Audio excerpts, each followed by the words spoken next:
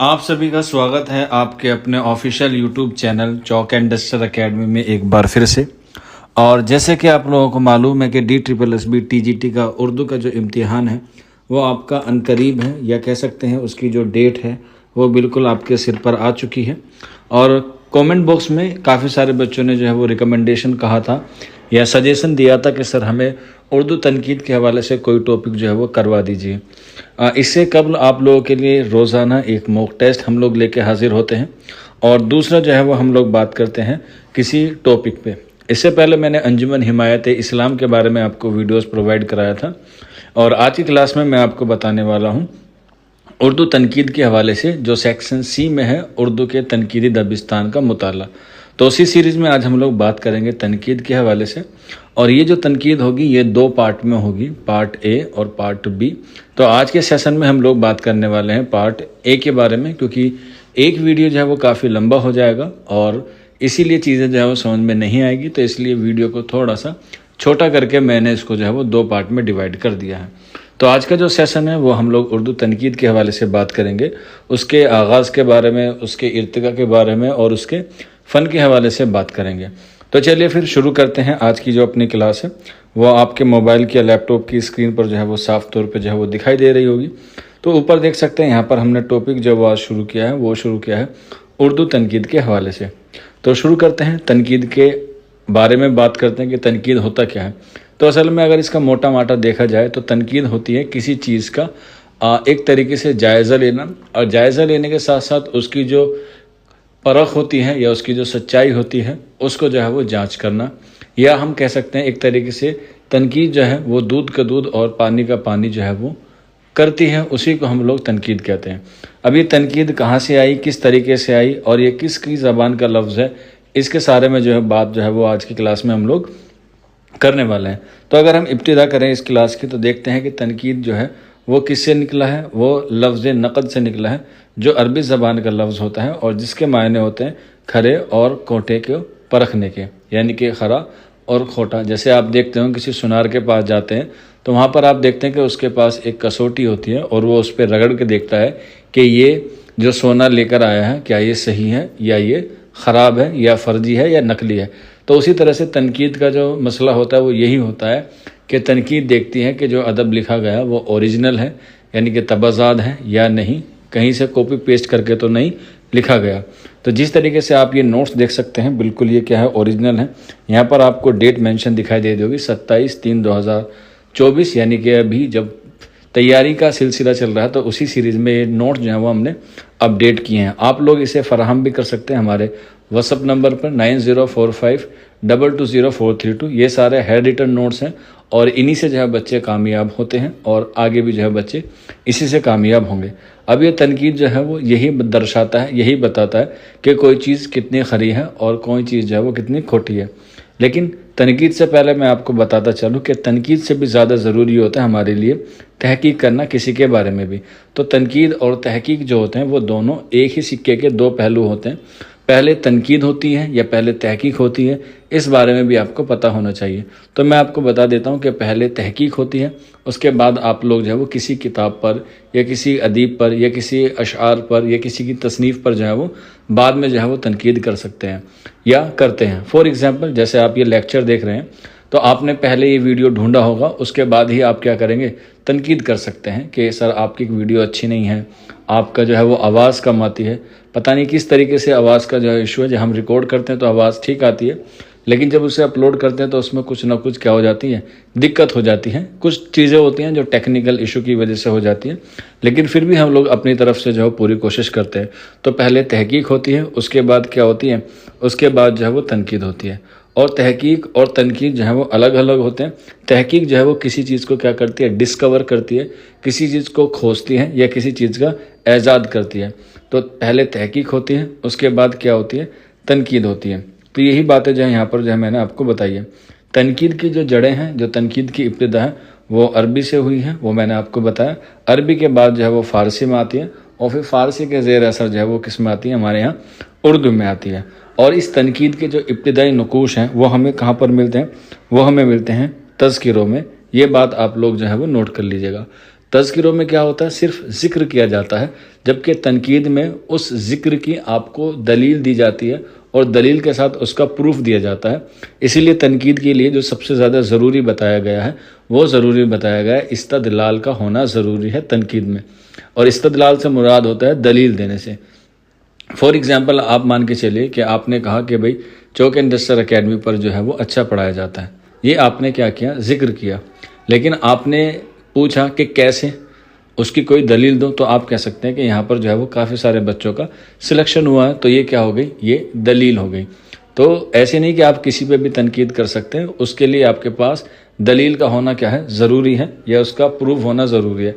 तज़किरों में दलील की ज़रूरत नहीं पड़ती है, तज़किरों में सिर्फ आप जिक्र करते हैं तो भी आपका काम जो है वो चल जाता है। इसीलिए तनकीद के जो इब्तिदाई नकूश हैं वो हमें कहाँ पर देखने को मिलते हैं, तज़किरों में देखने को मिलते हैं। अगर हम बात करें उर्दू का या उर्दू ज़बान में या उर्दू शोरा का कौन सा तज़किरा है, तो उर्दू अदब में जो पहला तज़किरा माना गया है वो माना गया है निकातुश शोरा को। उर्दू में जो सबसे पहला तज़किरा है वो माना गया है निकातुश शोरा को, जो कब लिखा गया है, 1751 या 1752 में लिखा गया है। और लिखा किसने है, ये लिखा है मीर तकी मीर ने। आप लोग जो हैं वो देख सकते हैं। अब ये किस ज़बान में लिखा गया है, तो यहाँ पे आप देख सकते हैं ये ज़बान है फ़ारसी में। ये उर्दू ज़बान का पहला तज़किरा नहीं है, मैं बता रहा हूँ, ये उर्दू अदब का पहला तज़किरा है जिसकी ज़बान फ़ारसी है। और इसमें जो है वो तकरीबन 103 शोरा का जो है वो ज़िक्र किया गया है। और कैसे ज़िक्र किया गया है मैं आपको बताता हूँ। जैसे एक कौल है या एक बात कही गई है, माशूक जो अपना था बाशिंदा दक्कन का था, तो ये मीर तकी मीर ने कहा है। किसके हवाले से कहा है ये आपको पता होगा, ये कहा है वली दक्कनी के हवाले से। इसके अलावा इसी तज़किरे में उन्होंने कहा है उर्दू अदब में 3.25 शायर हैं। 3.25 शायर में सौदा और ख़ुद को यानी कि मीर तकी मीर ने अपने आप को कहा है, तो 2 हो गए। ख्वाजा मीर दर्द को आधा शायर कहा है और मीर सोस को जो है वो पाव शायर कहा है। तो इन 4 लोगों को मिला के कितना बनता है, 3.25 शोरा का जिक्र या 3.25 शायरों का जिक्र किया है निकातुश शोरा में। इसकी कोई दलील नहीं दी है, सिर्फ जिक्र किया है। तो इस तरह से उन्होंने कितना जिक्र किया है, 103 शोरा का जिक्र किया है। आगे बढ़ते हैं। तनकीद जो है वो क्रिटिसिज्म का असल मतलब होता है किसी चीज़ को परखना और उसकी अच्छाई या बुराई को ढूंढना ही क्या कहलाता है, तनकीद कहलाता है। और ये जो है वो दोनों ही एतबार से ज़रूरी है ताकि इससे जो है क्या हो सके, अदब जो है वो क्या हो सके, आगे बढ़ सके। इसके बाद देखते हैं इस्तिलाही मायनों में तनकीद उस तज्ज़ियाती अमल का नाम है जिसके तहत किसी फ़न पारे की तशरीह व तौज़ीह करने के अलावा उसकी कदर व कीमत मुतय्यन की जाती है।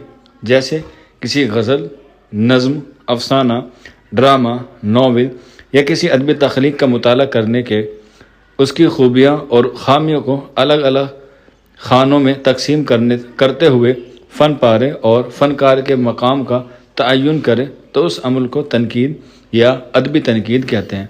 यानी इसमें हम लोग कह सकते हैं कि सारी चीज़ें क्या होती हैं, इसमें जो है वो परखी जाती हैं इसके हवाले से तनकीद में, चाहे वो कोई सी भी सिन्फ हो, गज़ल हो, नज़म हो, अफसाना हो, ड्रामा हो, XYZ, कोई सी भी जो सिन्फ हो, सभी में क्या होती है, तनकीद की जाती है। इसके अलावा नेक्स्ट पॉइंट देखेंगे, तनकीद का काम फ़न पारों की कदर व कीमत का तयन करना है। तनकीद के इब्तिदाई नकूश मैंने आपको बताया तज़किरों में मिलते हैं।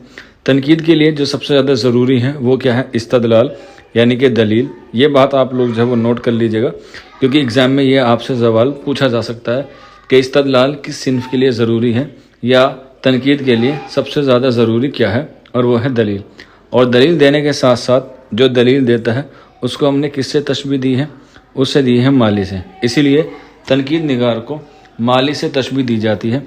जिस तरह से एक बगीचे का जो माली होता है वो पेड़ पौधों की काट छाँट करता है, उसे संवारता है, उसे सजाता है, तो ठीक उसी तरह से तनकीद निगार भी किसी के कलाम को या किसी के अशार को, किसी की तसनीफ़ को कमियों से और ख़ामियों से क्या करता है, उसे सही करता है। तो इसलिए तनकीद निगार को किससे तशबीह दी गई है, तशबीह दी गई है माली से।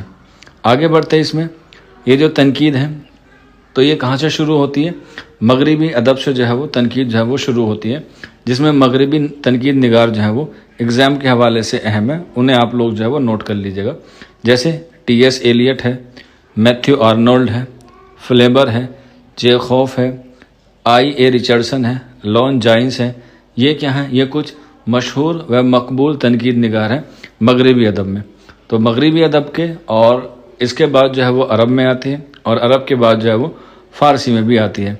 तो इसी तरह से जैसे मगरिब में तनकीद निगार हुए हैं तो उसी तरह से मशरिक़ में भी हुए हैं, और मशरिक़ी अदब जो है हमारा अरबी और फ़ारसी के हवाले से माना जाता है। इसमें इब्न रशीद, शेरुल अजम, कुदामा इब्न जाफ़र, इब्न खल्दून, इस तरीके से जो कुछ तनकीद निगार हैं जो आप लोग जो हैं वो याद रख सकते हैं, अरबी और फ़ारसी के अहम तनकीद निगार।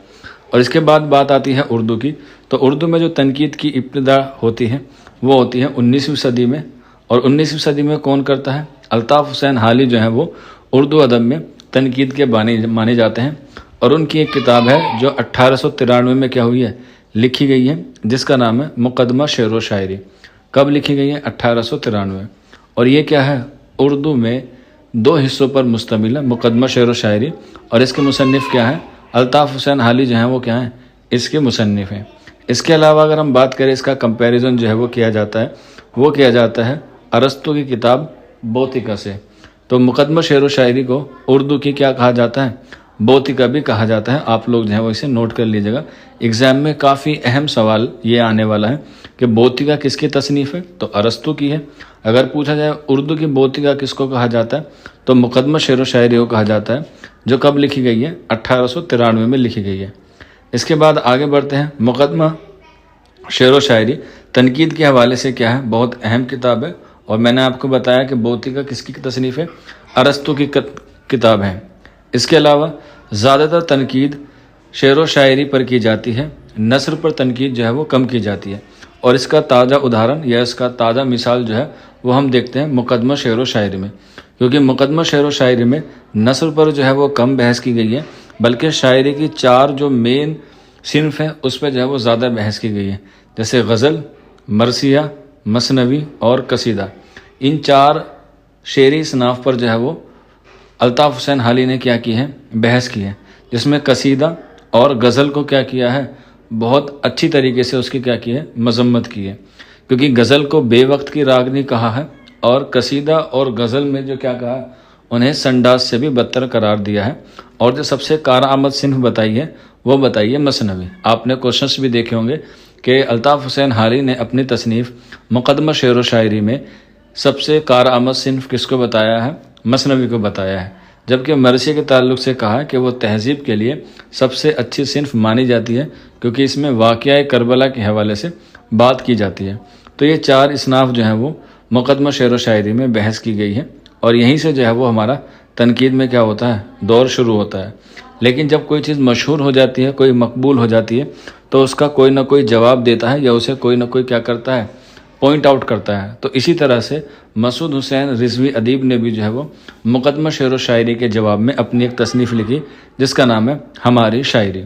कुछ बच्चे जैसे करते हैं, कभी आवाज़ नहीं आती है, कभी कोई क्वेश्चन हमसे गलत हो जाता है, तो बच्चे हमें क्रिटिसाइज़ करते हैं कि सर आपको नहीं पता, आपको पढ़ाना नहीं आता।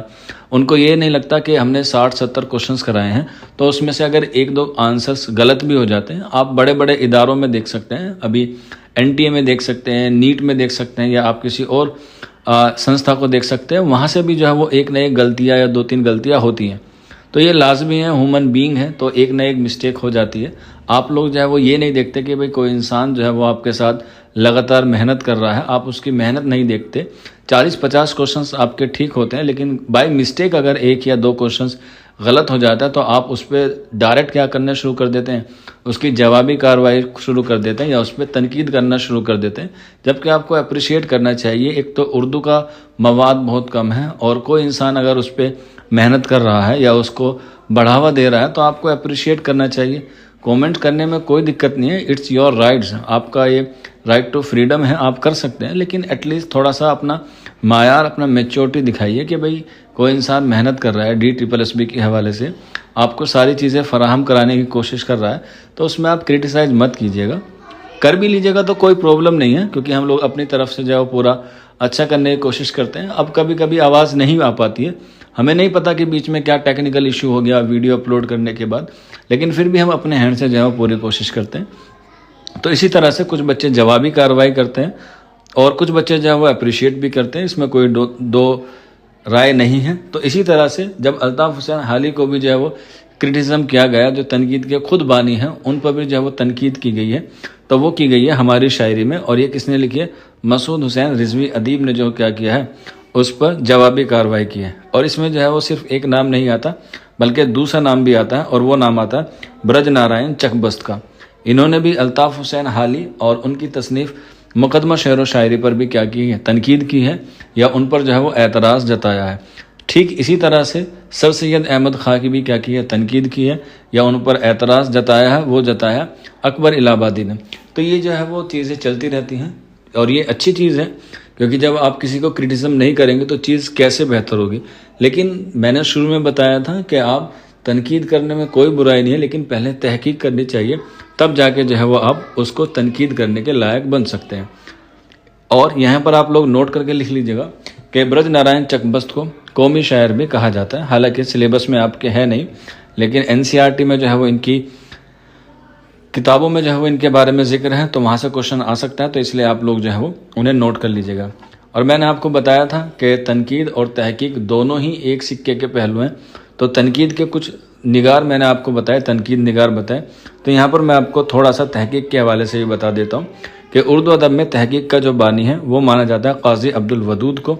और उसके अलावा जो है वो उनके कुछ अहम तहकीक निगार हैं जो उर्दू अदब में काफ़ी मशहूर और काफ़ी मकबूल हैं, जिसमें काजी अब्दुल वदूद आता है, मौलवी अब्दुल हक आपके निसाब में है, और ये खाका निगारी में जो है वो आपको बताया गया।